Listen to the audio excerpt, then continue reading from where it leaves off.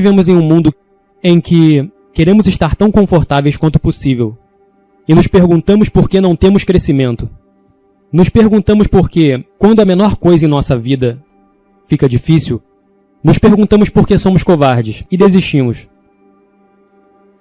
Por que estamos meio que levando a vida? Quero dizer, temos sido assim por toda a nossa vida. Toda a nossa vida foi moldada para seguir o caminho de menor resistência. Nós não queremos sofrer. Não queremos sentir desconforto. Então o tempo todo estamos vivendo nossas vidas em uma área muito confortável. Não há crescimento nisso. Então no meu caso eu descobri o seguinte. Percebi que a razão pela qual eu cheguei aos 134 quilos é porque isso era confortável.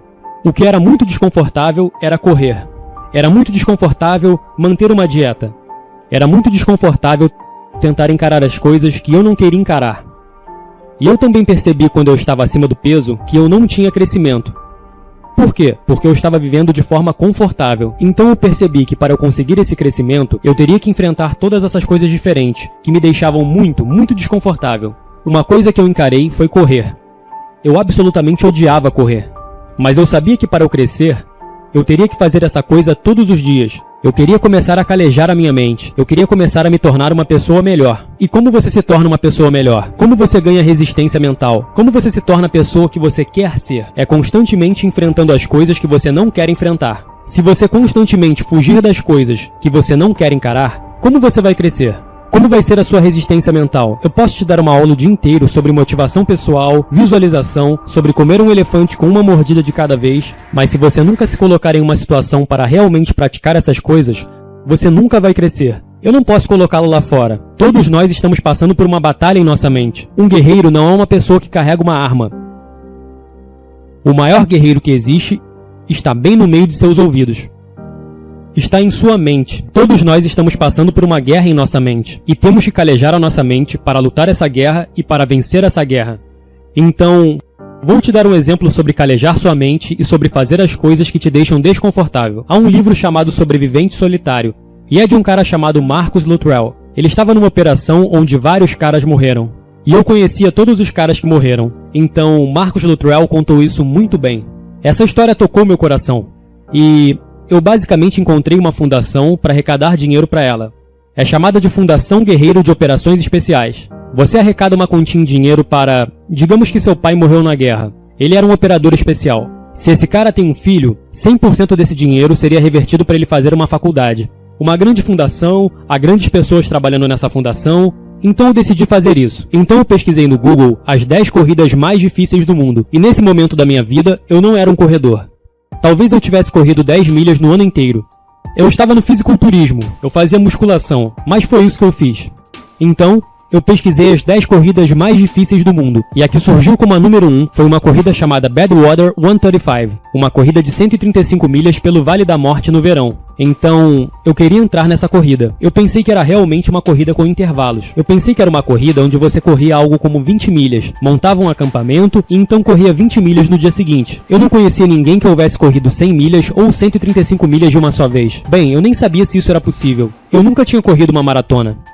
Então, eu liguei para o diretor de corrida. O nome dele era Chris Kausman. E eu liguei para ele na quarta-feira. E isso foi em novembro.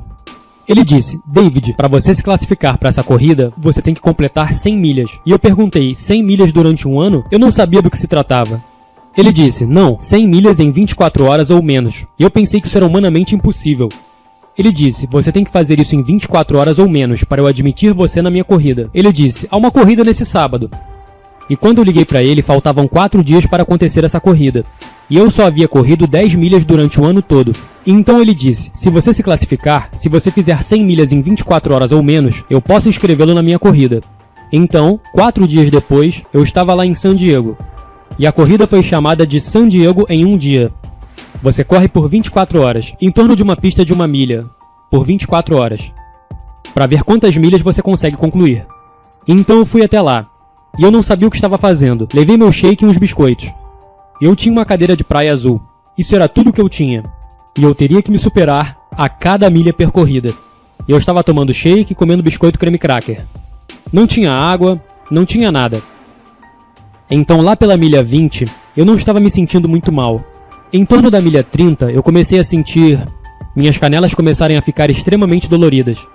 E eu comecei a desenvolver fratura por estresse, a canela trincando. Eu comecei a sentir os metatarsos dos meus pés começando a quebrar, em torno da milha 50.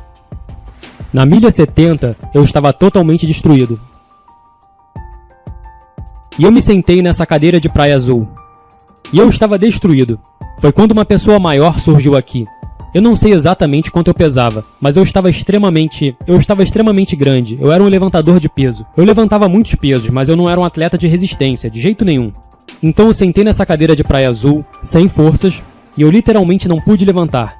Eu estava destruído. E eu não era capaz de ir ao banheiro. Bem, eu não conseguia me levantar para ir ao banheiro. Então eu sentei lá e fiz meu próprio banheiro. Eu estava destruído. E eu estava ficando sem cor, estava pálido, eu estava tonto, enjoado. Eu estava na pior forma da minha vida inteira. Eu estive em 3 Hell Weeks, Ranger School, todos esses diferentes programas de treinamento. E essa foi a pior situação em que estive em toda a minha vida. Eu pensei que estava literalmente morrendo. E tudo que eu conseguia pensar era: como é que eu posso sair dessa cadeira? Eu tenho 30 milhas para terminar.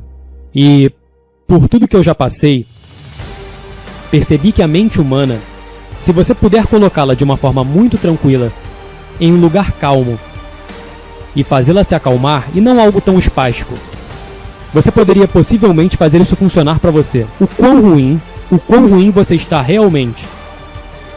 Então eu me acalmei, e eu tive que fazer essa coisa imensa ficar pequena. Eu tinha mais 30 milhas para correr. E meu corpo estava na pior forma de toda a minha vida. A pior dor que eu já senti na minha vida.